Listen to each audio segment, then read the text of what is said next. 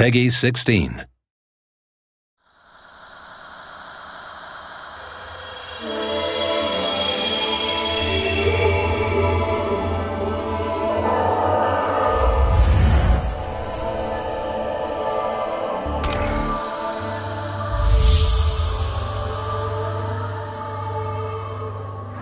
Every time we make a game at Ninja Theory, we try to think of the pillars of the game, the core of that experience. So on this particular project, Enslaved, we chose three main pillars, which were dramatic storytelling, cinematic action, and monkey and trip interaction. Hey! Hey! Open the door! You mother... It's quite interesting how we've had to try and make Trip useful for you in game mechanics. When you start the game, the primary objective is just to get her through these mech-ridden scenarios. Then when I ask you to do something, you need to do it immediately. Okay. But as you progress, she starts to come into her own. You can give a limited amount of orders to Trip. Hit the brakes. Locking brakes now. In particular situations, you can tell her to move. This way! If there's mechs with gunfire, you might not have any way to kind of take them out. So she can cause distractions. They've activated! She starts to scan the enemies that you've killed. Another way she can help you through the game is to upgrade your weaponry. She also catches a dragonfly, which is basically a CCTV camera that flies around the city. I'll put a marker up on your headband display. We're using her as the navigation method through the world to help you really find your way.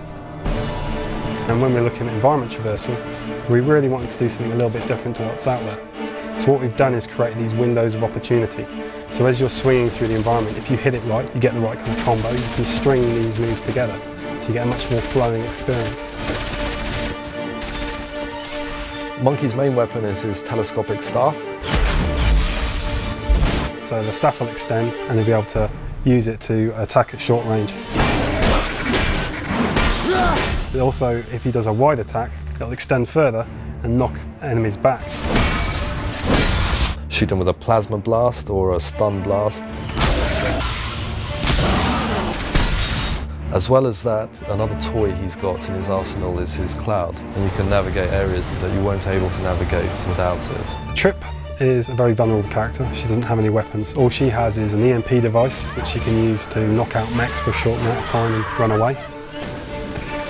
No combat area is there just on its own for no particular reason. Everything has a logical purpose for being there. All of the gameplay is kind of funneled and directed to lead you up to these particular moments. For example, in one particular scene, you have an exit on the other side of these rooftops. So in this scenario, you can play it two ways. You can either go around to the right and just brute force beat up these guys, or you can do a more sneaky way and use Monkey's kind of Tarzan-like clambering abilities to sneak up on him, jump down, take him out, rip off his gun.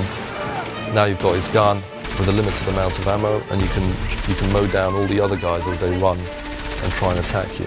Really, the whole game is a big, long puzzle about how do you get Trip from one part of the world to another. So you think before you fight, and I think that's quite compelling. Quite early settled on the idea of having robots as the enemies.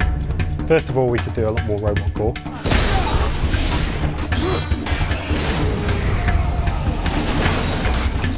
We've also tried to make it a lot more tactical, so we've added things called takedowns. And these takedowns allow you to, let's say, rip off a gun mech's arm and then use that arm to shoot another mech, or turn one of the other mechs into a bomb. The game had to be challenging, it had to be hard. It becomes a totally different experience when you play on normal, and particularly when you play on hard. It really ramps up the challenge that you're going to face and how much you have to use tactics.